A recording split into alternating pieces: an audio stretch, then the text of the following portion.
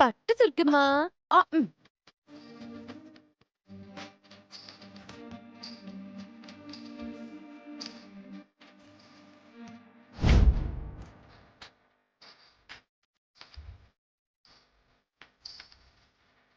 ఇన్నాళ్లకి కన్నతల్లి ఆశీర్వాదం దక్కింది.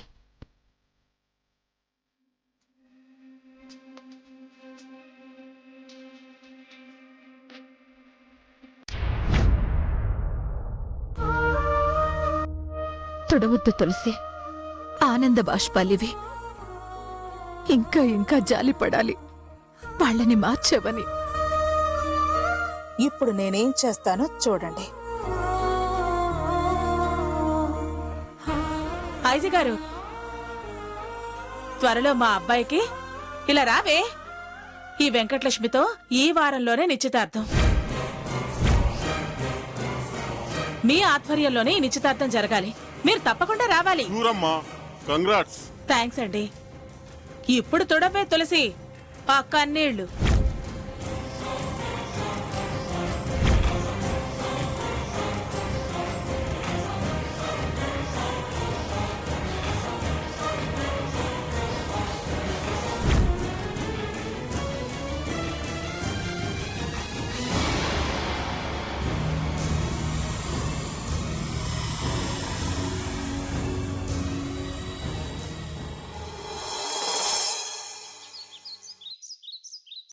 అయిపోయిందండి, అంతా అయిపోయింది.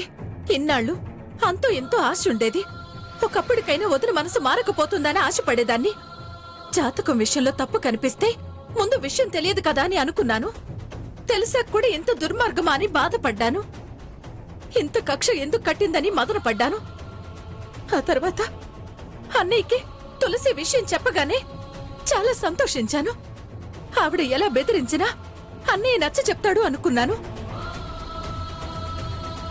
మేనరికం నా కోసం వదులుకోను.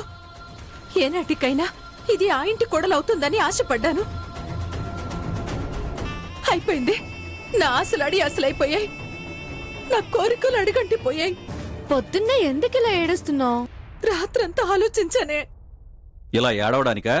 వేళకోళలు ఆపండి. వేళకోళం కాదమ్మా, నాన్న అన్నది కరెక్టే. ఏడవడానికి ఆలోచించడం ఎందుకు? ఏడవటానికి ఆలోచించలేదే, నీ భవిష్యత్ ఏంటా అని ఆలోచించాను. వదిన పంతం ఎప్పుడు పరాకాష్ఠకు చేరింది.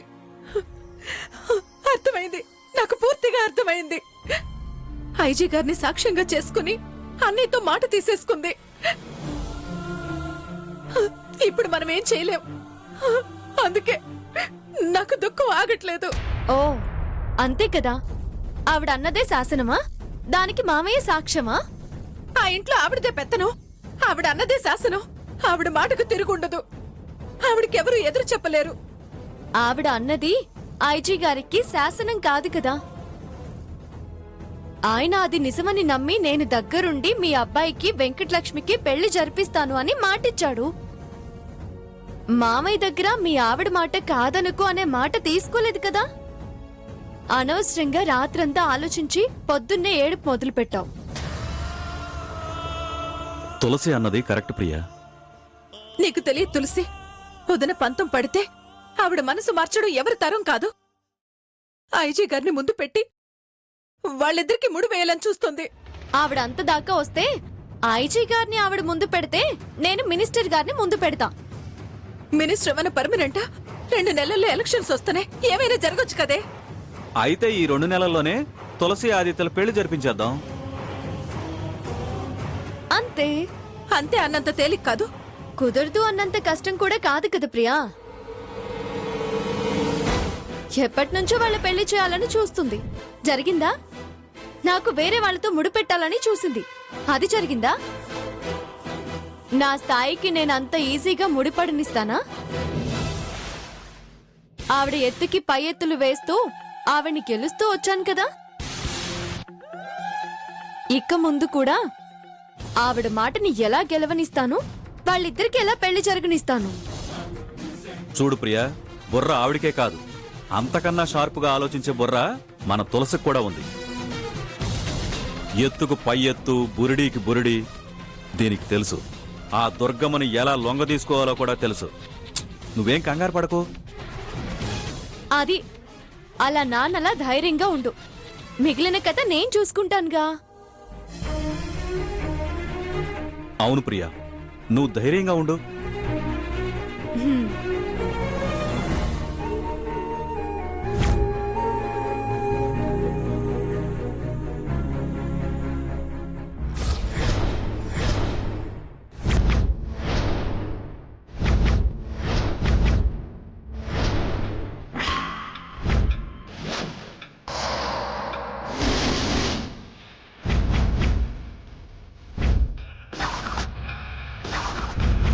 హర హర మహాదేవ,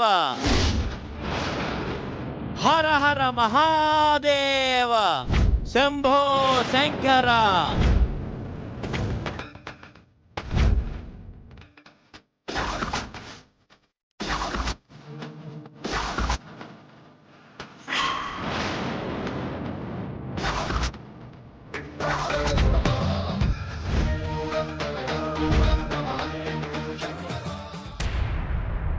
రాత కూతురా అంటే పిచ్చి తలకెక్కరా అమ్మా అన్నట్టు దీందేం జాతకమే.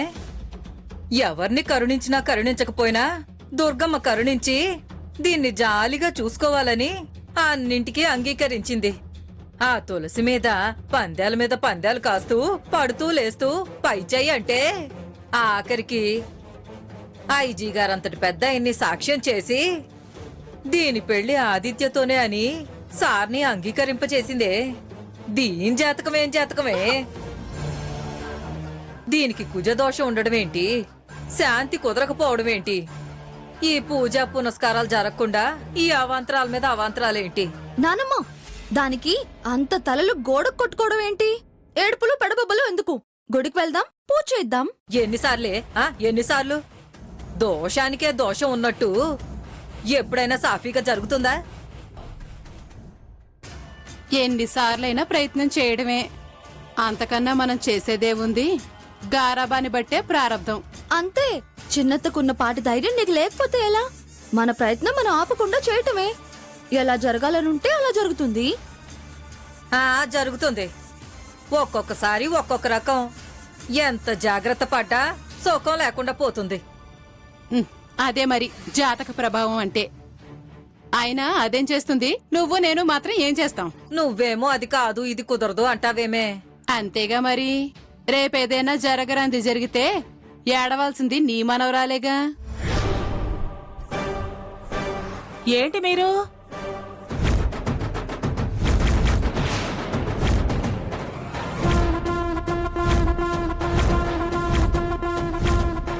ఎగిరి గంతులేస్తూ సంతోషంగా ఉంటారని నేనొస్తే ఇలా ఉలుకు పలుకులేని గబ్బిలాల్లా మొహాలు వేలాడేసుకుని కూర్చున్నారేంటి?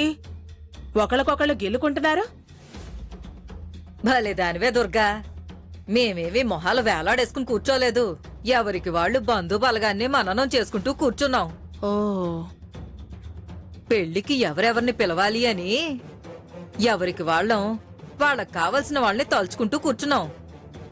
మొత్తానికి అందరి ముందు ఆ తులసి నెత్తిన మొట్టి పక్కన కూర్చోబెట్టావత్తయ్యా. ఐజీ గారి ముందు అనౌన్స్ చేసి మావయ్యని నోరెత్తకుండా చేశావు. సమయం చూసి ఎవరిని ఎప్పుడు ఎలా కొట్టాలో నాకు బాగా తెలుసు. ఎగిరింది ఎగిరింది ఎగిరింది. ఏవైంది? వేళ్ళకిలా పడింది. ఈ దుర్గమ్మ మీదకి కాలు దువ్వితే అలాగే జరుగుతుంది. ఇంతకీ మన ఆదిత్య సంగతేంటి? వాడిదే ఉంది పిన్ని, వాడు పిల్లోడు. మరంతే కదా, బావగారిని అటెన్షన్ లోకి తెచ్చింది. ఇక ఆదిత్య గురించి ఆలోచించాల్సిందే ఉంది. అంతే అంతే. బావని అది రెచ్చగొడుతుంది తప్ప పాపం బావ అమాయకుడు. వాడు ముందు ముందు పిచ్చి పిచ్చి వేషాలు వేయకుండా వాడి సంగతంతా ఆయనకు అప్పచెప్పాను. అంతా యథావిధిగా సవ్యంగా నేను కోరుకున్నట్టే జరుగుతుంది. నువ్వు అన్న తర్వాత ఇంకా తిరిగేముంది? మేము లిస్టులు రాసే పనిలో పడతాం. కానివ్వండి కానివ్వండి, పనులు త్వరగా కానివ్వండి. పొంగోరు తల్లి. అబ్బా, అత్తయ్య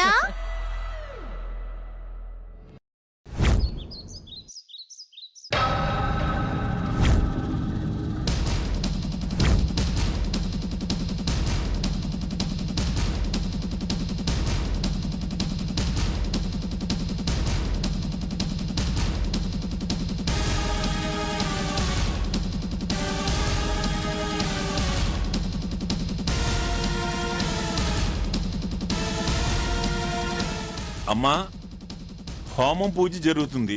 పూర్ణాహుతి ఇవ్వండి. అంటే ఈ ఎర్ర వస్త్రంలో ఉన్న హోమద్రవ్యాలను పూర్ణాహుతి చేయాలి. ఆ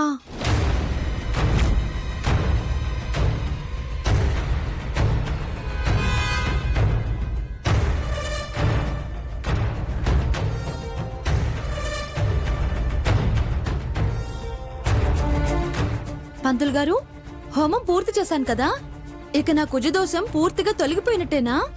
ఆఖరి ఘట్టం మిగిలిందమ్మా. ఆఖరి ఘట్టమా? ఏంటది?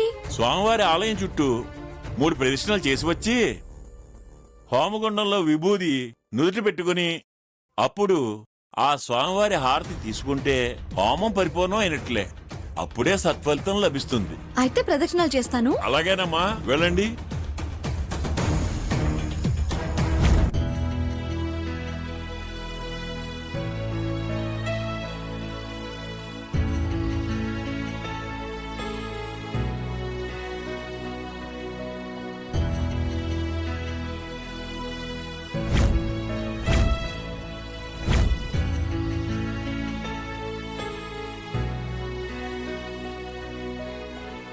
మనం చాలా హై లెవెల్ ప్లాన్ వేసామే. ఐజీ గారిని కలవడం అంటే ఇడియట్ సినిమాలో అనిపించింది. మన లవ్ సక్సెస్ అనిపిస్తుంది తెలిసి. నువ్వు నిజంగానే ఇడియట్ విరా. మన లవ్ ఎప్పుడూ సక్సెస్ రా, పెళ్ళికే ప్రాబ్లం. అరే, మనం ఐజీని కలిసినా డిఐజీని కలిసినా మన లెవెల్ మనదే, మామయ్య లెవెల్ మామయ్యదే. ఎంతైనా డిపార్ట్మెంటేరా. సినిమాలో జీవితం ఉండదురా. మనం కూడా డిపార్ట్మెంటే కదా. నువ్వు ఎస్ఐ, నేను ఏఎస్ఐ. వెళ్ళాం కదా అని దండలు తెప్పించి వేస్తారనుకుంటున్నావా? పేరెంట్స్ కి క్లాస్ పీకుతారు, తర్వాత పిల్లలాట్లా ఉందని వీళ్ళు క్లాస్ పీకుతారు. మనం మేజర్లు అని చెప్పాం కదా. అదే తప్పైందిరా. మనమేది ఇంకా నిఘా పెంచుతారు. ముందు గుడిలోకి వెళ్లి దండం పెట్టుకో, తర్వాత డైరెక్షన్ ఆయనే ఇస్తాడు. పదరా. పద. పంతులు గారు నమస్కారం. నమస్కారం. బాగున్నారా అమ్మా? బాగున్నాం పంతులు గారు. అర్చన చేయించండి. అలాగేనమ్మా.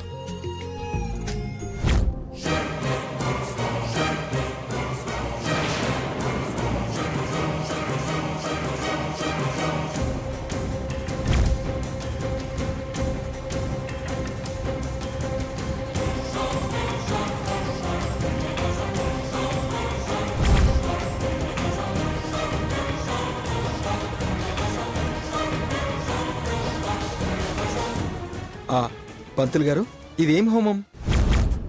కుజదోషం హోమం బాబు. ఓహో, అలాంటిది కూడా ఉంటుందా పంతులు గారు? అది ఉంటే ఏమవుతుంది? ఏం ఓడివింట్రా, మనకు పెళ్లికి ఆటంకాలు వస్తాయి. అయితే ఈ హోమం మనం కూడా చేస్తే అయిపోతుందేమో తెలిసి. ఇది జాతకంలో దోషం ఉన్నవాళ్ళు చేస్తారా?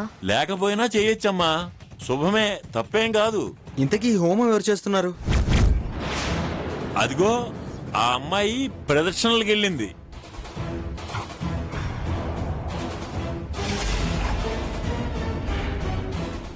ఒక్క ప్రదర్శన చేస్తే పూర్తయ్యేది, అప్పుడే రావాలా వీళ్ళు? నా కర్మ కాకపోతే ఈ దోషం పోయే యోగం లేదనిపిస్తుంది. వెధవ జన్మ.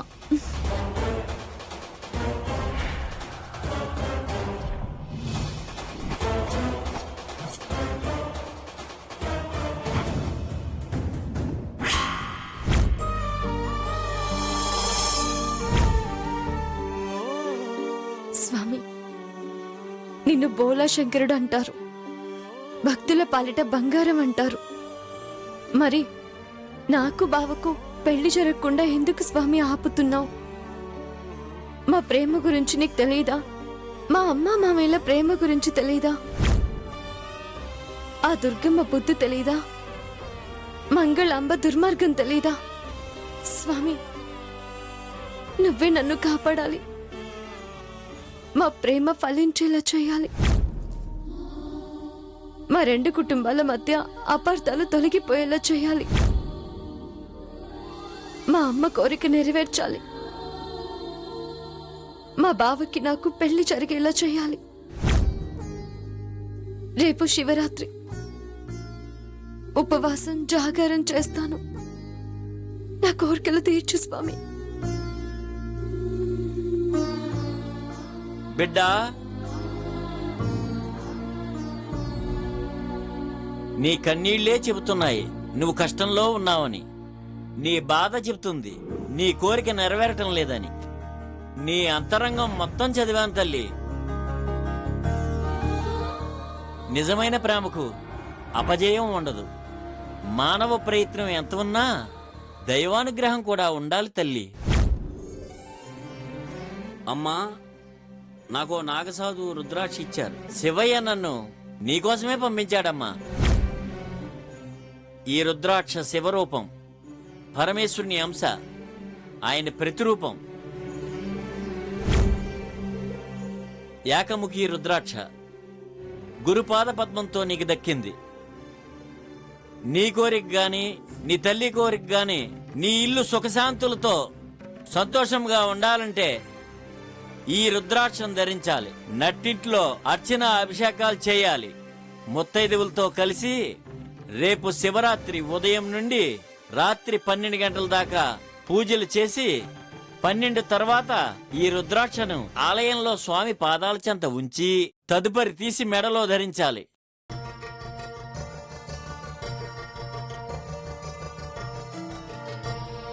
కోరిక ప్రతి కోరిక నెరవేరుతుంది తల్లి.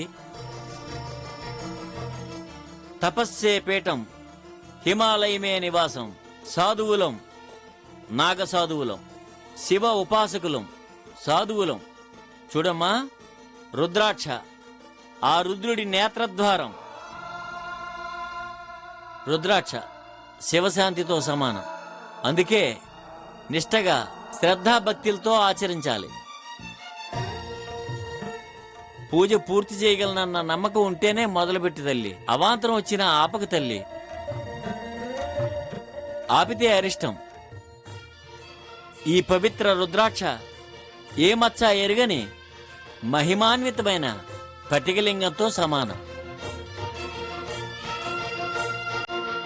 పూజించి పూర్ణ ఫలితం పొందు తల్లి. శివాజ్ఞ కలిగింది, అందుకే ఇస్తున్నా.